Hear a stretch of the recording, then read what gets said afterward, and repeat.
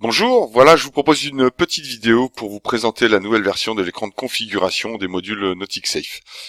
Je suis ici sur mon téléphone avec l'application Nautic Concept.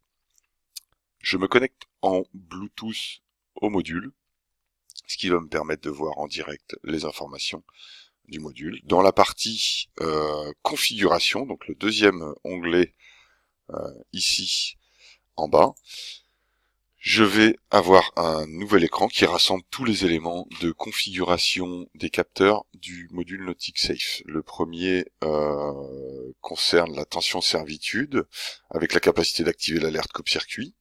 Il s'agit d'une alerte qu'on peut recevoir quand on n'est plus à bord et que le coupe-circuit n'est pas activé. Puis on a également les deux seuils d'alerte puis d'alarme qu'on va pouvoir configurer ici. Au niveau de la tension moteur, on retrouve le même principe. Un premier seuil d'alerte qu'on va pouvoir mettre à 10 volts 5, un deuxième seuil d'alarme qu'on va pouvoir régler. À noter que quand on arrive à 5 volts, on désactive le seuil d'alarme, ce qui permet pour un montage sans batterie moteur de désactiver la gestion des alarmes du tension moteur.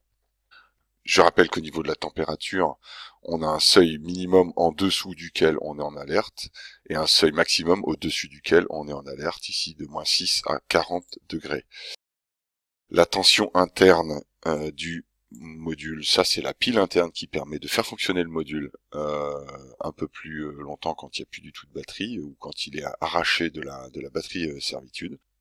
Et enfin, la configuration du câble d'alarme, qu'on appelait avant vol moteur, qui maintenant permet d'être utilisé de trois manières différentes, soit en vol moteur pour les moteurs hors bord avec le pack vol moteur, soit en chauffe moteur pour les moteurs inboard qui permet de se connecter aux alertes chauffe moteur des bateaux inboard, ou alors en pack assure, sur lequel on reviendra plus tard, qui consiste en un détecteur de présence et un détecteur d'ouverture de porte.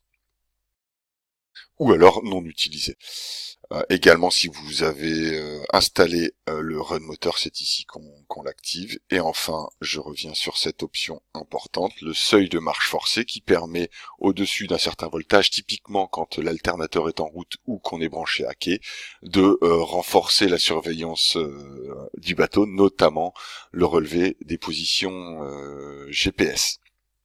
N'oubliez pas à la fin de bien appliquer la nouvelle configuration. Bonne journée.